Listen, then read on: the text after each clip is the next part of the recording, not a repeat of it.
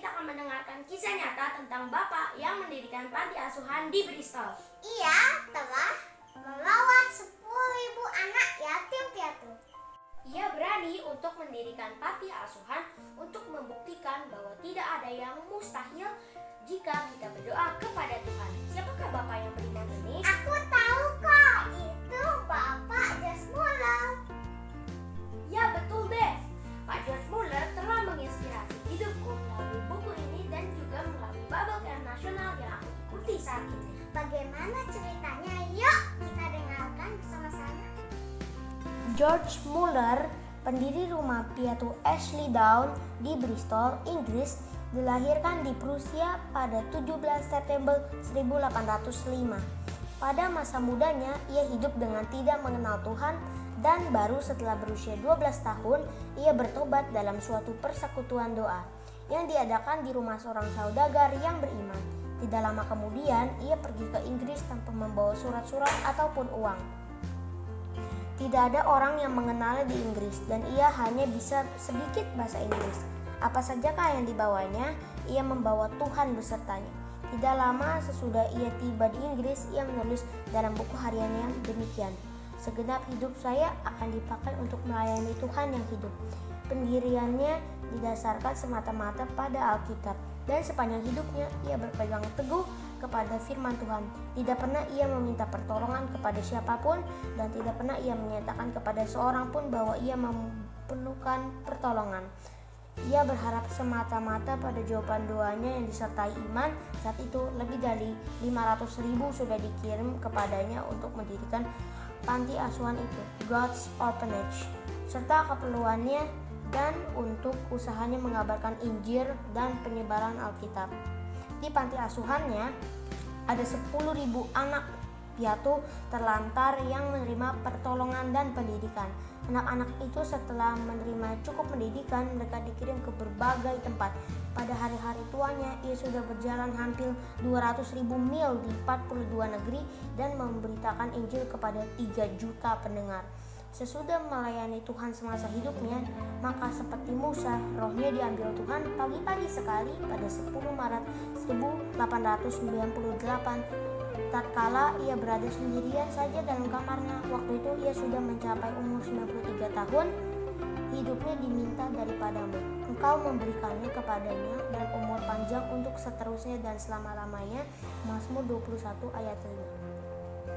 Salah satu jawaban doa dari sekian banyak doa George Muller yang terjawab dan tertulis dalam catatan riwayat hidupnya adalah pada tanggal 28 Juli 1874. Sudah berbulan-bulan saya mempunyai firasat bahwa Tuhan bermaksud membawa kami kembali ke keadaan-keadaan yang telah kami alami selama lebih dari 10 tahun, yaitu dari Agustus 1838 sampai April 1849. Pada waktu itu, setiap hari dengan tidak putus-putusnya kami harus berharap, bersandar dan berdoa kepada Tuhan bagi keperluan kami sehari-hari.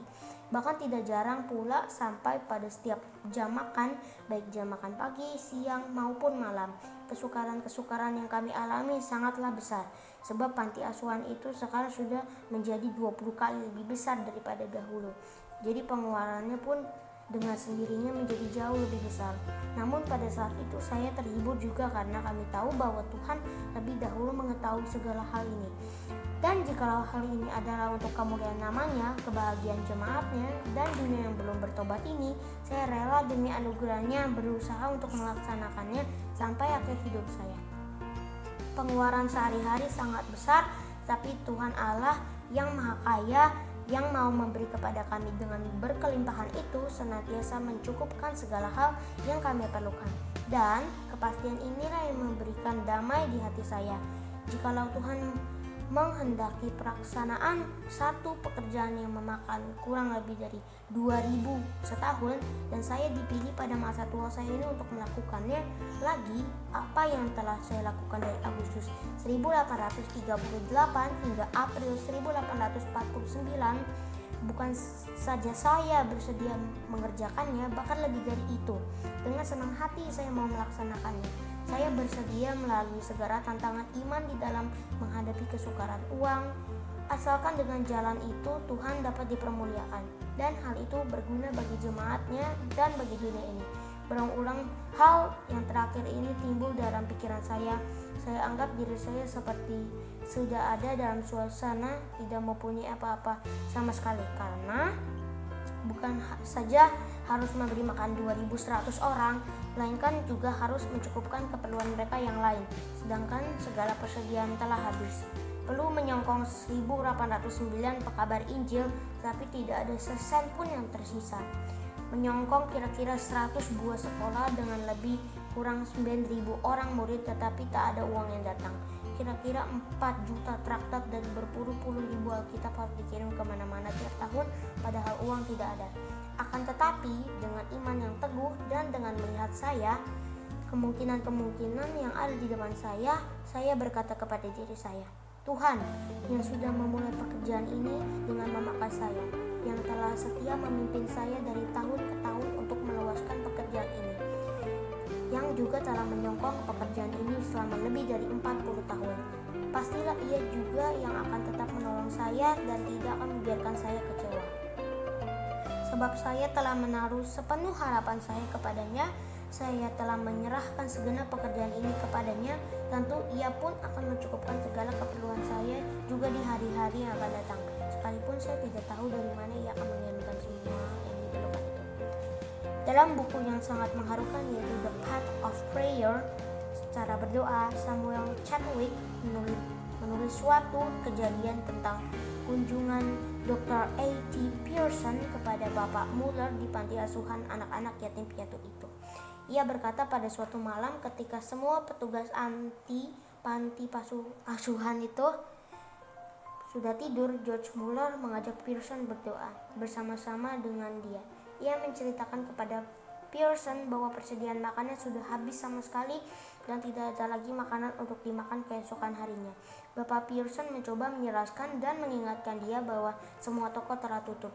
Bapak Muller tahu semua itu, akan tetapi ia berdoa saja sebagaimana biasanya dengan mengemukakan semua keperluan kepada Tuhan. Akhirnya keduanya berdoa bersama-sama.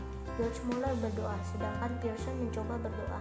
Sesudah itu mereka tidur dan keesokan harinya makanan pagi untuk 2.000 anak yatim piatu telah tersedia dengan limpahnya seperti biasa. Baik Bapak Muller maupun Bapak Pierson, kedua-duanya tidak tahu dari mana dan bagaimana makanan itu datang. Bagaimana makanan itu datang diceritakan oleh Simon Short dan Bristol pada keesokan harinya dengan perjanjian agar dirahasiakan sampai si pemberinya meninggal dunia. Peristiwa ini memang sangat mengharukan, dan yang lebih mengherankan lagi dari segalanya ialah bahwa Tuhan telah menggerakkan hati orang itu pada tengah malam ketika ia sedang tidur dan menyuruh dia mengirimkan makanan pagi ke panti asuhan yang dibina Bapak Muller itu. Padahal ia sendiri tidak tahu menahu tentang kedua orang yang sedang berdoa itu. Dengan demikian ia telah mengirim makanan yang cukup untuk menolong mereka selama 1 bulan. Inilah kebajikan Allah Elia, bahkan kebajikan Allah dan Bapa Tuhan kita Yesus Kristus. Charles English, seorang pekabar Injil kenamaan, menceritakan kejadian-kejadian yang mengherankan sebagai berikut. Ketika saya pertama kali datang ke Amerika 31 tahun yang lalu, saya menyeberangi lautan Antartika. Saya berkenal dengan kapten kapal itu. Dia adalah seorang yang mempunyai iman yang besar yang saya pernah kenal. Waktu kami berlayar menyusuri pantai Newfoundland, ia bercerita kepada saya demikian, Pak English, waktu saya terakhir kali berlayar di samudra ini 5 minggu yang lalu, terjadilah satu hal yang ajaib sekali. Kejadian itulah yang mengubah segenap hidup kekristenan saya.